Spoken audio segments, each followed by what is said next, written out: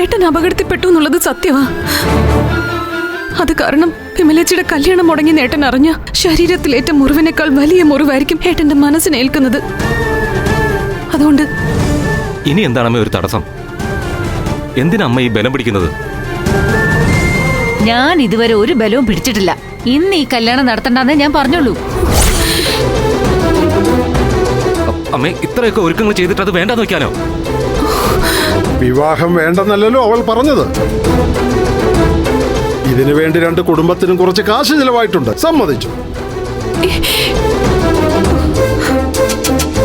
പക്ഷെ ഇങ്ങനെയൊക്കെ സംഭവിക്കുന്നത് നമ്മൾ ആരും പ്രതീക്ഷിച്ചതല്ലല്ലോ. ഈ നഷ്ടം രണ്ടു കൂട്ടരും കൂടെ സഹിക്കേ നിവൃത്തിയുള്ളൂ. കാശ് നഷ്ടപ്പെടുന്നത് കൊണ്ട് പറഞ്ഞതല്ല.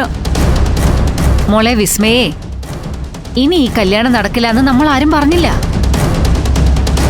നമുക്ക് മറ്റൊരു നല്ല ദിവസം നോക്കി ഹരീന്ദ്രന്റെയും വിമലയുടെയും കല്യാണം നടത്താം.